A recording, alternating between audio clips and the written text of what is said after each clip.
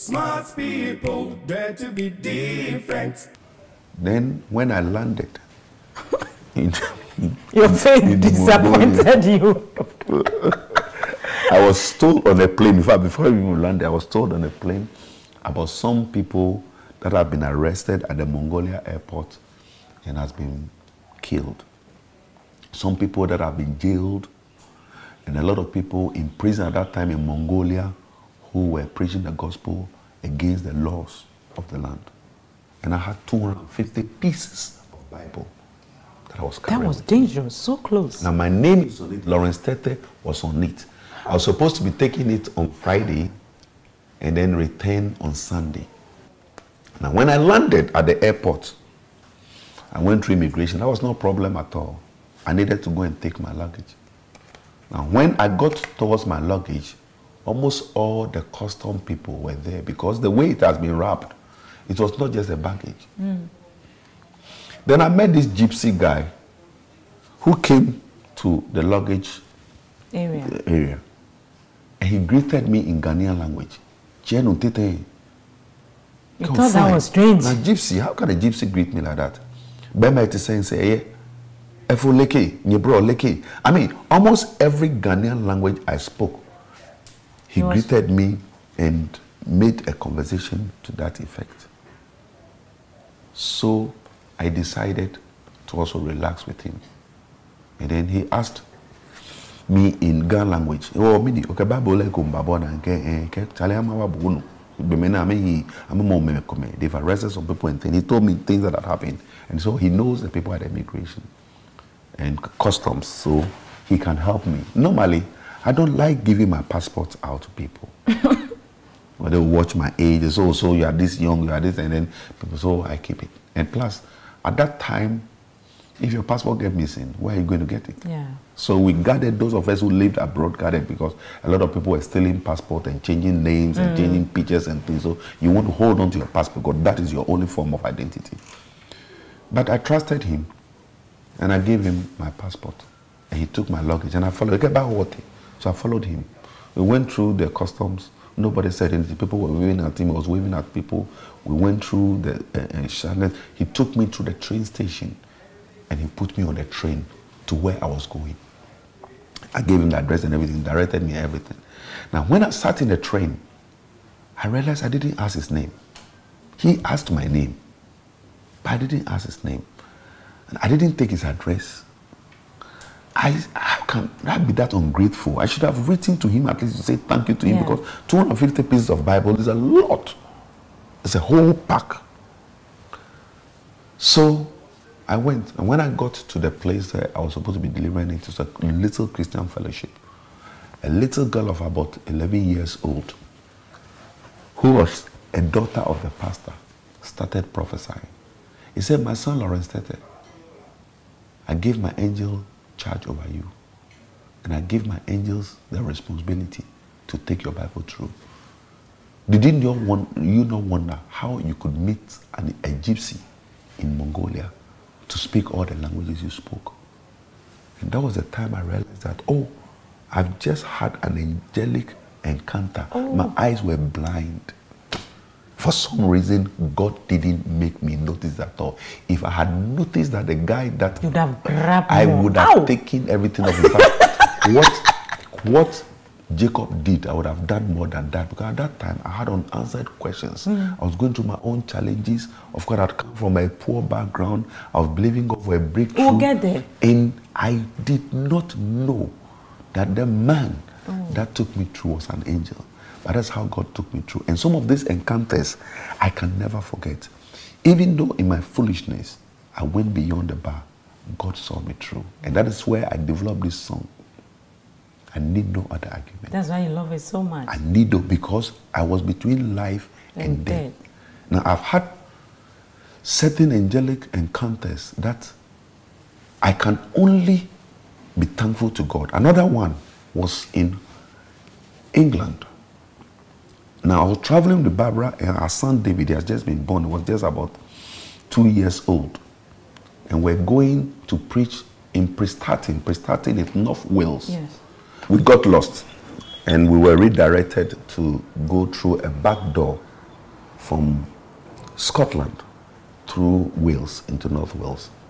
And we got to some part of Wales that I'd never known of.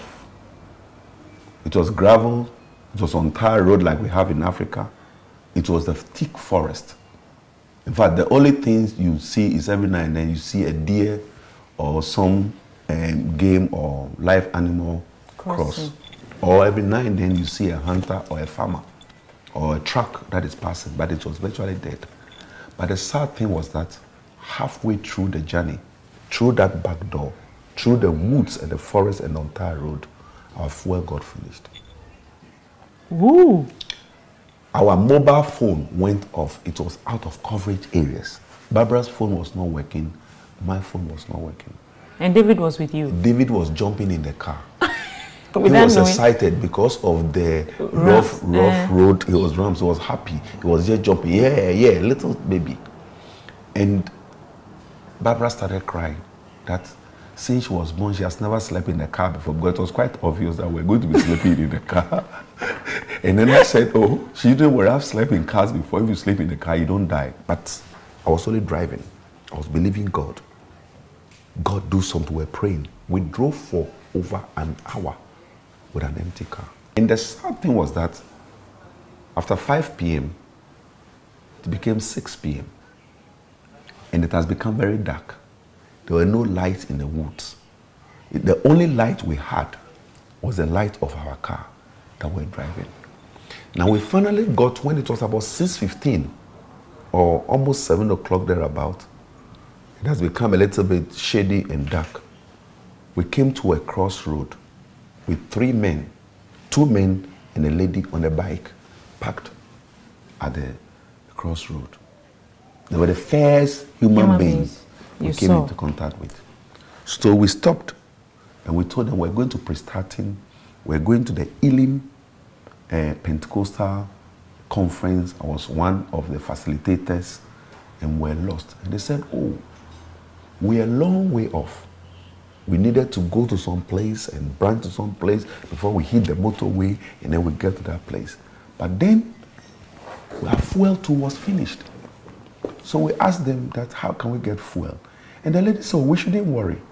There is fuel here for us. And that somebody came to leave a fuel for us in the afternoon. And then Barbara said, no, it's not for us. And I said, no, Barbara, it's for us. Because all I wanted was for them to... I wanted a fuel. Barbara was too righteous and honest with herself. And she said, no, Jay, it's not for us. Not us. We are coming from London. We got lost to Scotland. And I look at her with some eyes like, all I want is that let people pour the fuel. If they finish getting the fuel into our car and it's not for us, at least it will take you back. It will take her somewhere. She said it's not for us. And the woman said, yes, it's for you. Then the woman asked, are you not Barbara? I said, yes. Is it not Lawrence? He said, yes. Is the little baby in the seat at the back not David? Now, we're all in awe. Now, who could have come at 2 p.m. in the afternoon to leave fuel for us? Now, they said the fuel is just across there. We saw 3 jerrycans ahead of us. So, in our awe, we drove the car. And just about 2 seconds before we got to where the jerrycan was, my car ceased.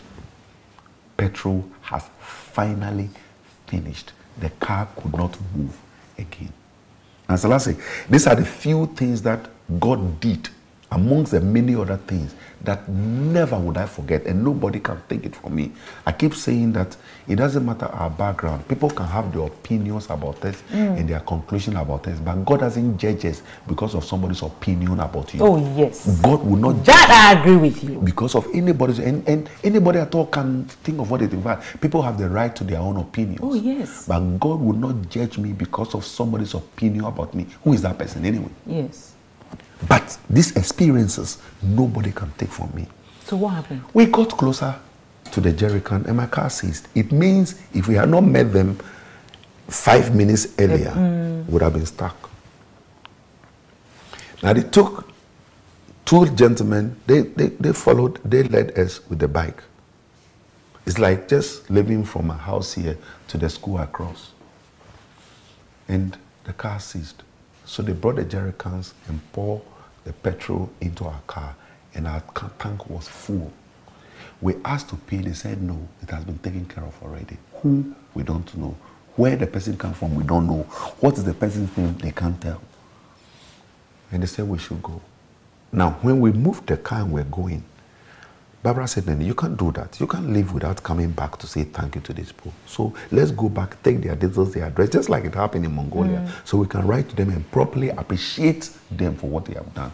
When we came back, there was nobody. Wow. There's not been anybody till today.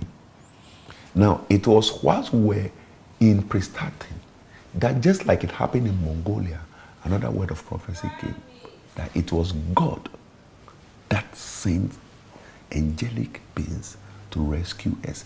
Because if we had stayed there, that environment was not very conducive. They were not very used to black people around the time. Somebody could have been silly, and who knows what they would have done to us. But God rescued us. Now, when we come to these things, that is where sometimes I say, God, I thank you. There is no other argument, and there is no other play. It is enough that Jesus died, and that he died for me. Smart people always believe.